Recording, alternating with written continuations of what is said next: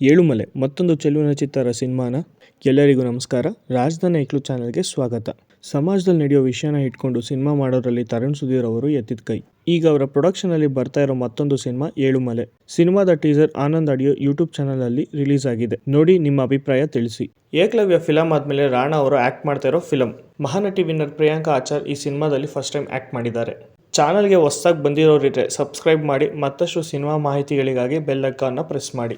ಈ ಸಿನಿಮಾದ announcement poster ನೋಡಿದಾಗ ಇದು ನೈಜ ಘಟನೆ ಆಧಾರಿತ ಚಿತ್ರ ಅಂತ ಕಾಣಿಸ್ತಾ ಇತ್ತು.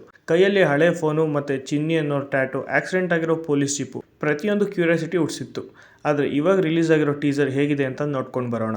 ತಮಿಳುನಾಡಿನ ಸೇಲಂನ ತುಂಬು ಕುಟುಂಬದಲ್ಲಿ ಬೆಳೆದಂಥ ಹುಡುಗಿ ಚಿನ್ನಿ. ದೊಡ್ಡ ಮನೆತನ ಮತ್ತೆ ಕುಟುಂಬ. ಅಲ್ಲಿ ಕೆಲಸ ಮಾಡೋ ಹರೀಶನ ಪ್ರೀತಿಲಿ ಬೀಳ್ತಾಳೆ. ಈ ವಿಷಯ ತಿಳಿದಂಥ ಮನೆಯವರು ಹರೀಶನ್ ಏನು ಮಾಡ್ತಾರೆ, ಲವ್ ಮಾಡಿರೋ ಮಗಳಿಗೆ ಏನು ಶಿಕ್ಷೆ ಕೊಡ್ತಾರೆ, ಇದನ್ನೆಲ್ಲ ದಾಟಿ ಇವರಿಬ್ರು ಮತ್ತೆ ಸೇರ್ತಾರ ಅನ್ನೋದು ಈ ಸಿನಿಮಾದ ಒಂದು ಲೈನ್. ಆದರೆ ಈ ಫಿಲಂ ಮಲೆ ಮಹದೇಶ್ವರ ಬೆಟ್ಟದ ಸುತ್ತಮುತ್ತ ನಡೆಯುತ್ತೆ. ಚಿನ್ನಿ ಹರೀಶನ್ ಉಟ್ಕೊಂಡು ಮನೆಯವ್ರನ್ನೆಲ್ಲ ಬಿಟ್ಟು ಬರ್ತಾಳೆ.